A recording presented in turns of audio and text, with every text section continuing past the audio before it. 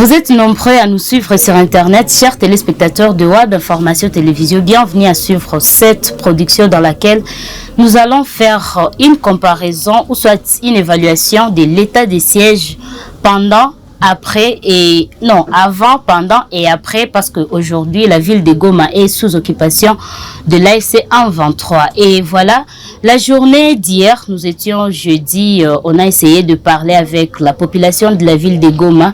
Beaucoup d'entre elles ont parlé de l'échec de l'état des sièges, vu qu'actuellement Goma est tombé et pourtant, normalement, la mission de l'état des sièges, c'était pour mettre fin à l'insécurité grandissante dans la partie est de la République démocratique du Congo. Cette question va se discuter avec M. Nikes Kibelbel, qui est notre consultant et à qui j'ai dit bonjour et bonne arrivée. Merci beaucoup, bonjour à vous, bonjour à tous les internautes de WAB TV. Je l'ai dit dans les lignes précédentes, dans l'introduction, M. Nikes, l'état des sièges, aujourd'hui, 4 ans, nous sommes en train normalement de vivre la pire des choses dans l'Est de la République démocratique du Congo. Pourtant, cette instauration de l'état des sièges par le président de la République, c'était pour mettre fin normalement à l'insécurité. Qu'en dites-vous?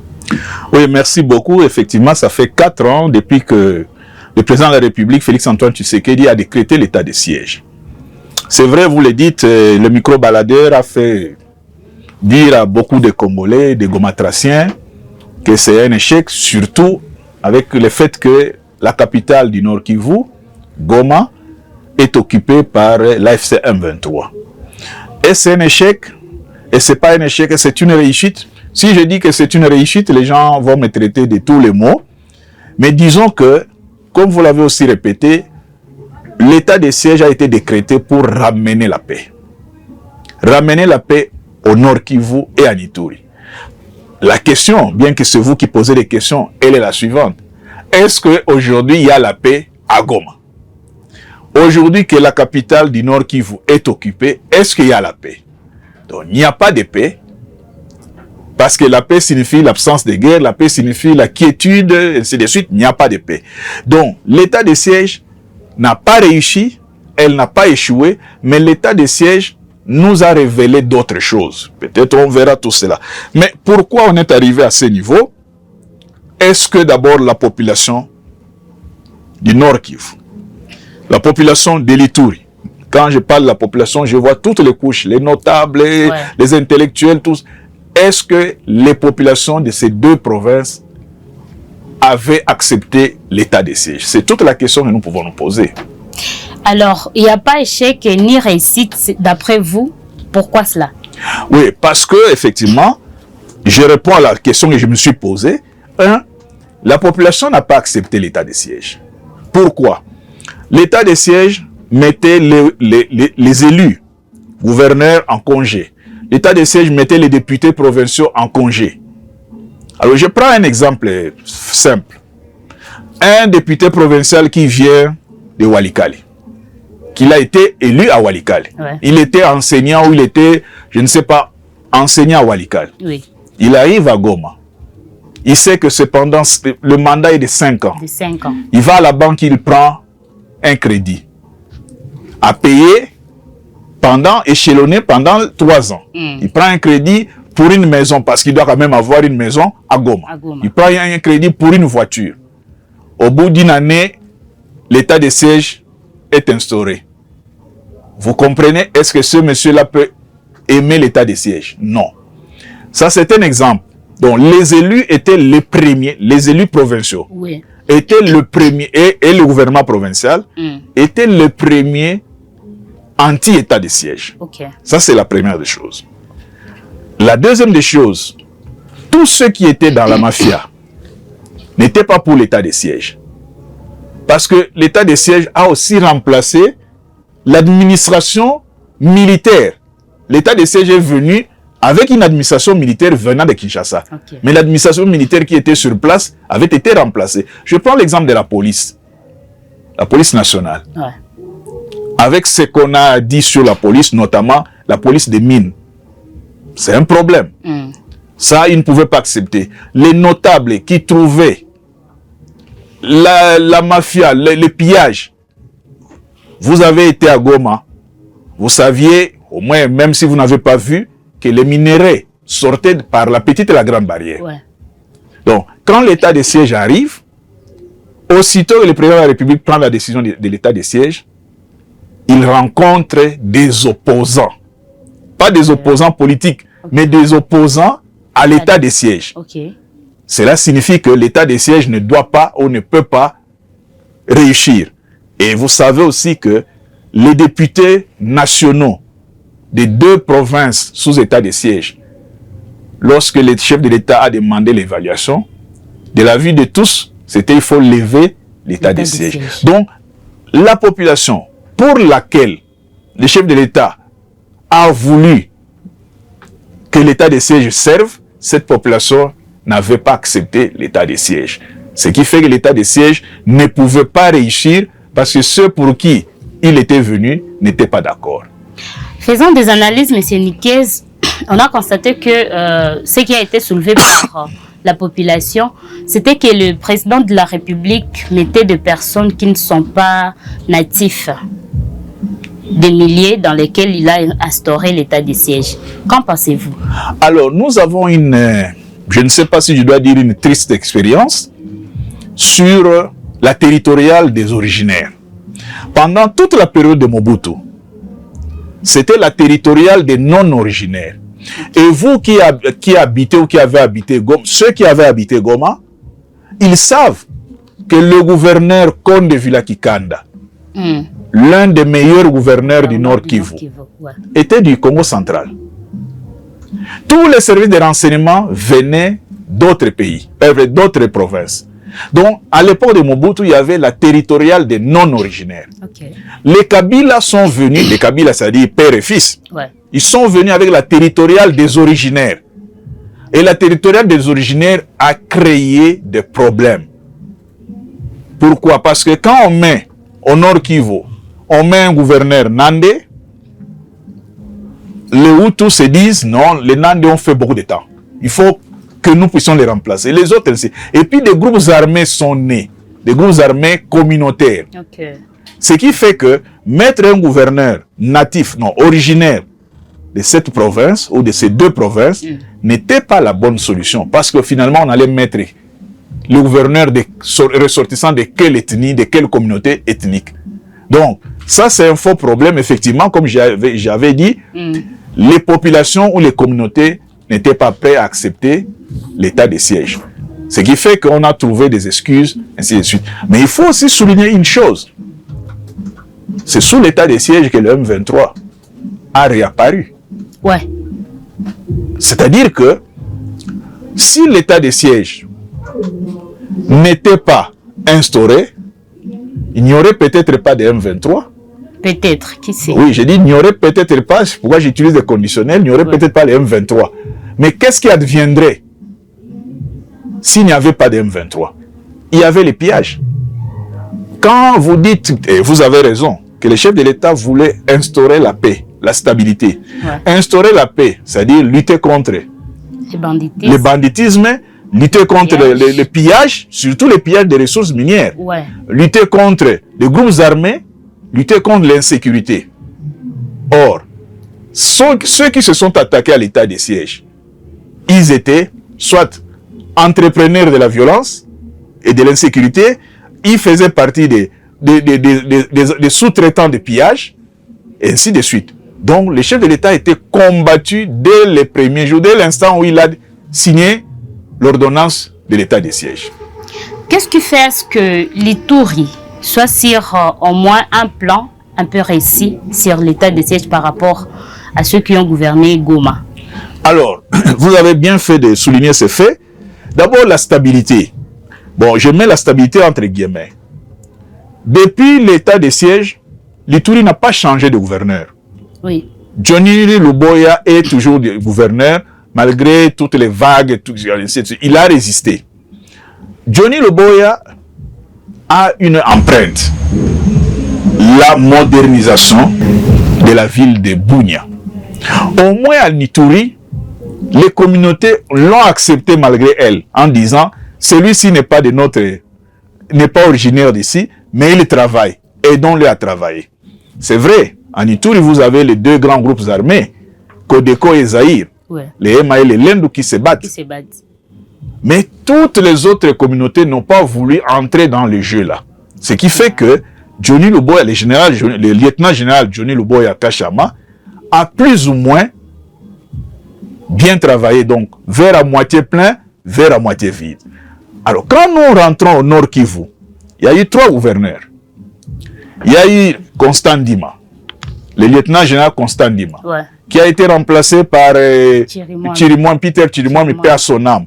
Et aujourd'hui, et vous l'avez souligné, je vais y revenir, par Kakule Somo Evariste. Mais regardez la gestion de Constant Ndima. Beaucoup de groupes de pression. Chaque jour, il y avait des marches. Chaque jour, des attaques contre Constant Ndima. Alors, cela signifie que l'échec, entre guillemets, de Constant Ndima est aussi dû à la pression des notables qui voulaient qu'il parte. Pour quelles raisons? Point d'interrogation. Constant Ndima a été remplacé par Peter Chirimwami, qui est décédé dans des circonstances assez difficiles et louches. Il y a eu une petite accalmie. Mais cette accalmie a mené à la mort. Vous voyez. Bon, aujourd'hui, nous avons Kakule Somo Evariste, le général-major, qui est maintenant à Beni. Le siège est à Beni. Pourquoi? Parce qu'il y a eu la guerre. Pourquoi? Parce qu'effectivement, ceux qui ne voulaient pas de l'état de siège, ceux qui étaient combattus parce qu'ils sortaient les minéraux, ont été appuyés par des puissances fortes et ils ont délogé le gouverneur ou les FARDC qui étaient dans la ville de Goma. Et aujourd'hui, le siège est là-bas. C'est-à-dire que la problématique de l'insécurité, de la violence au Nord Kivu ne peut pas être traitée comme celle de l'Ituri. Vous savez, on dit le Kivu et le ventre mou de la sous-région. On ne dit pas l'Ituri, on dit le Kivu. C'est-à-dire que le problème de l'Ituri, on peut le régler. Parce que c'est 2 communautés qui se battent. Mais au Nord Kivu, combien de communautés se battent? Qui peut régler le problème du Nord Kivu? C'est complexe et compliqué. Donc voilà pourquoi, en Ituri, il y a ces semblants de paix. C'est-à-dire qu'on peut encore donner 55% de réussite à Luboya Kachama. Par contre, au Nord Kivu, on peut donner 20 ou 30%. Et d'ailleurs, il faut partager à 3. Parce qu'il y a 3 gouverneurs qui se sont succédés. Alors, vous étant analyste, mais aussi chercheur, est-ce que le chèque de l'état de siège au Nord Kivu ne dépend pas de la gestion du premier gouverneur? Alors, dans la gestion du premier gouverneur, il y a beaucoup à dire. D'abord, lorsque le premier gouverneur arrive, l'argent n'est pas là. Dans les caisses, il y a un vide. En termes simples, Kinshasa qui doit financer l'état de siège, il y a une bonne partie de l'argent qui est détourné à Kinshasa. Les recettes provinciales ne sont pas là. Il arrive ici, il trouve une mafia. C'est-à-dire, il y a au moins 40 comptes bancaires. Il y a 2 ordonnateurs délégués, les OD comme on le dit. Alors, donc vous comprenez qu'il y avait un système de cafouillage de mafia que lui devait déconnecter. Est-ce qu'il a réussi à les déconnecter? Est-ce que toutes les pressions contre lui, les marches, ce n'est pas parce qu'il a cherché à voir clair? C'est une question. Mais il faudrait un jour, Dieu pourra nous donner l'occasion de le rencontrer pour qu'il nous explique les difficultés qu'il a rencontrées. Vous savez qu'à la fin, on lui a même retiré la gestion militaire de la province. Pour devenir simple administratif. Et même le général Chirimwami est mort, pas comme gouverneur au front, mais comme gouverneur administratif. Donc, c'est beaucoup de choses qui peuvent expliquer, mais j'espère que nous aurons un jour l'occasion de les rencontrer pour qu'il nous ouvre son cœur. Parce que on s'est rendu compte que lorsque le général Chirimwami prend le pouvoir, il y a moins de contestations. Il y a moins de contestations, le groupe de pression, on ne le voit presque plus. Alors la question, pourquoi il y avait la pression? Est-ce que le gouverneur Chirimwami gérait mieux que le gouverneur Constant Ndima? Peut-être un jour, nous saurons la réponse. Alors, le fait de détacher les rôles administratifs du rôle militaire ne serait-il pas à la base peut-être de l'entrée de l'AFC M23 dans la ville de Goma? Alors, ça, c'est un problème très complexe parce que cette décision est venue de l'état-major. L'état-major a voulu remplacer le gouverneur militaire par le commandant de la 3e zone de défense. Et ça, nous appelons ça en termes techniques la superposition des commandements. Alors, il faut que nous sachions pourquoi on l'a remplacé. Parce qu'en réalité, quand on les remplace, qu'est-ce qui arrive? Ce qui arrive, c'est que Bunagana tombe et Kichanga, et plutôt Kiwanja tombe, Rutshuru tombe et l'ennemi arrive à la porte de Goma, c'est-à-dire à Rumangabo. Donc vous comprenez que même ceux qui sont venus les remplacer n'ont pas très bien fait leur travail. C'est-à-dire cette confusion entretenue, entretenue par l'état-major général des FARDC, je dis sans planification, sans étude, n'était pas favorable à la réussite de la guerre par les FARDC. Et les conséquences, nous les vivons aujourd'hui. Goma est entre les mains de l'AFC M23. Donc il faudrait un jour, et Dieu nous écoute, que nous puissions discuter avec tous ces gens pour qu'ils nous ouvrent leur cœur pour nous expliquer les dysfonctionnements. Mais il faut dire qu'avec les détournements de fonds depuis Kinshasa, avec ce qu'on a trouvé sur le terrain, il y avait effectivement cette mauvaise foi qui barrait, qui ne donnait pas la chance à l'état de siège de réussir. C'est comme ça qu'à Ituri, c'est l'impression qu'à Ituri, ça a marché, au Nord Kivu, ça n'a pas marché. Faisant toujours allusion, ou soit prenant référence toujours de ce qu'on a récolté dans la population de la ville de Goma. Ils ont reproché au feu général Peter Chirimwami, le fait de trop s'occuper du social et laisser les militaires. Dit-on que c'est ce qui a fait à ce qu'il échoue à la mission de l'état de siège. Alors, un militaire est fait pour combattre. Un militaire est fait pour combattre. Un militaire n'est pas fait pour gérer. Lorsque on les détache du front, alors que celui qui génère l'argent, il est distrait. Okay. Il est distrait par l'administration civile. Vous savez, il y a autant de problèmes. Autant de problèmes. Telle communauté vient poser, ainsi de suite. Alors, on lui demande à la fois, d'ailleurs, c'est ce que nous disons aussi pour le général-major Évariste Kakule Somo. C'est un commando. Commandant de l'unité de réaction rapide. Notre brigade spéciale. Donc, en lui donnant la gestion administrative de la province, on les distrait.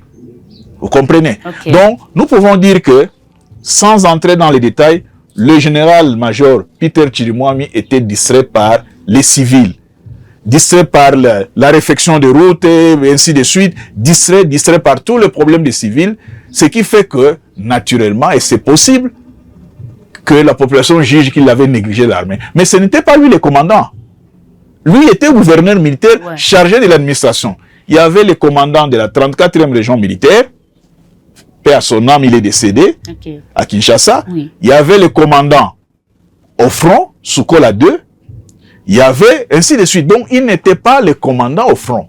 Et cette superposition des commandements fait que la machine militaire devienne lourde. Et il y a des ordres qui viennent de partout. Les militaires ne savent pas à quel ordre obéir. Mais l'échec ou la chute de la ville de Goma, ça, il faut faire une autre émission. Il y a beaucoup d'enjeux, beaucoup d'éléments qu'on peut analyser, qu'on peut mettre sur la table, qui peuvent ne pas concorder ou qui peuvent ne pas être la responsabilité du gouverneur militaire, qui n'était que gouverneur militaire civil, c'est-à-dire chargé uniquement de l'administration. Okay. Monsieur Nikes Kibelbel, est-ce que le fait que les gouverneurs, les vice-gouverneurs ou soit les autorités militaires qui étaient en ville de Goma, qui ont pris fuite après la tombée de la ville de Goma, est-ce que ça ne pourrait pas être un indice pour le président de la République démocratique du Congo pour lever l'état de siège au Nord Kivu? Mais c'est ça le paradoxe. Le Nord Kivu est aux 2 tiers occupé. Vous demandez au président, pas vous, la population demande au président de la République de lever l'état de siège.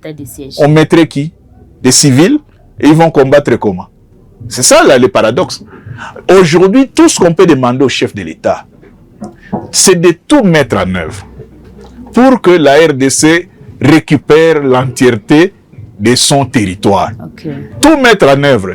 Front diplomatique, front militaire, front économique, front artistique, front médiatique, pour que la résolution 2773 soit respectée, qui demande le retrait de troupes rwandaises, qui demande de cesser l'appui au M23, qui demande le respect de la souveraineté nationale et de l'intégrité du territoire congolais. Quand il réussira cela, avec le concours de la population, c'est après qu'on pourra lui demander, le même jour, monsieur le chef de l'État, signer une ordonnance qui lève l'état de siège. Mais aujourd'hui, c'est quand même pas normal. Au moment où nous sommes en train, c'est comme quelqu'un qui est en train de se noyer, vous lui demandez de jeter le bouet. Non, c'est-à-dire vous le condamnez, vous envoyez le pays à la balkanisation totale. Donc le moment n'est pas là pour demander au chef de l'État de lever l'état de siège. Le moment est là pour que tous les Congolais s'unissent afin que nous puissions recouvrer l'intégrité du territoire national. Est-ce que la population de l'Est ou la population du Nord qui vous peut faire confiance ou soit peut espérer une réussite de l'état de siège actuellement? Si on arrivait à mettre fin à tout ce qui cause terreur sur les plans de la guerre. Aujourd'hui, on ne doit plus parler de l'état de siège ou la réussite de l'état de siège. Comme je l'ai dit, on doit parler, comme vous l'avez aussi dit, à mettre fin à l'occupation du pays. Une fois qu'on aura mis fin à l'occupation du pays, c'est à ce moment-là qu'on fera une évaluation, comment je peux dire, une évaluation objective sur la gestion des militaires. Parce que, de façon générale, les militaires n'ont pas réussi. De façon générale, ils n'ont pas réussi. Parce que la violence est là. La violence a peut-être quadruplé. Donc les militaires n'ont pas réussi de façon générale. Mais nous disons aussi, comme je l'ai dit à l'entame de notre émission, que la sécurité est l'affaire de tout le monde. Et que dès le départ, les populations sous état de siège n'étaient pas réceptives, n'étaient pas prêtes à accompagner la mesure du chef de l'État. Surtout les notables, les députés, parce qu'ils ont compris, enfin, ils se sont plaints qu'on leur a ravi leur victoire et tout ça, les représentants du peuple. Le gouvernement provincial, ainsi de suite. Ils n'étaient pas prêts à accompagner, ils n'ont jamais été prêts à accompagner l'état de siège. Ce qui fait effectivement que il faut simplement attendre que la situation redevienne normale. Et d'ailleurs, quand la situation est normale, il n'y aura pas d'état de siège. Normalement. En principe, parce que dans d'autres provinces, il n'y a pas d'état de siège. Donc, lorsque la situation redeviendra normale, à la minute, le chef de l'État, sans même qu'on le lui demande, il signera une ordonnance qui met fin à l'état de siège. Est-ce que le fait qu'il n'y ait pas état de siège dans les autres provinces est signe d'une sécurité totale? Alors, vous savez que l'être humain est une personne, un individu de crise. Il vit des crises en crise, des crises qu'il crée et des crises qu'il ne crée pas. Et puis, tout ne peut pas être rose. Dans d'autres provinces, il y a l'insécurité. Parce que dans une ville comme Kinshasa, même dans une ville comme Goma, Bukavu, Kisangani, Lubumbashi, il y a d'abord le banditisme urbain. Ça, c'est dans toutes les villes du monde. C'est pourquoi il y a les agents de l'ordre. Donc, il n'y a pas d'insécurité. Enfin, oui, il y a de l'insécurité, mais il n'y a pas de guerre. Il n'y a pas de guerre. Je fais la différence. Oui. Au nord Kivu, il y a la guerre. Au sud Kivu, il y a la guerre. En Ituri, il y a la guerre. Mais au Congo central, il n'y a pas de guerre. Vous comprenez? Donc, l'insécurité, il faut la définir suivant des paliers. Il y a cette insécurité qu'on appelle le banditisme urbain. Ça existe dans toutes les villes. Il y a l'insécurité due à l'exode rural. Il y a beaucoup de définitions à donner à l'insécurité. Mais l'insécurité qui a concouru au décret de l'état de siège, à décréter l'état de siège, c'est l'insécurité due à la violence armée, due à la guerre. Mais c'est Nikes Kibelbel, c'est par ces mots que nous sommes en train de vouloir clôturer notre production pour ces jours. Avez-vous quelque chose à ajouter? 4 ans après, le bilan est mitigé, il faut le reconnaître, mais la faute nous revient à nous tous. Pourquoi? Parce que la volonté du chef de l'État, c'était de ramener la paix, de mettre fin à la guerre, de lutter contre la balkanisation, mais l'état de siège nous a révélé des choses, notamment le pillage des minerais par des multinationales, nous a révélé aussi les intentions de nos voisins, mais pour que nous puissions réussir, il faut que le peuple congolais soit un, pour que le Congo soit un et indivisible. Soyons tous unis, mesdames et messieurs, chers téléspectateurs de WAB Information Télévision, afin de réussir à une mission de paix durable sur l'étendue de la République démocratique du Congo. C'est par ces mots que nous sommes en train de vous dire au revoir et à la prochaine. Merci beaucoup. Merci aussi.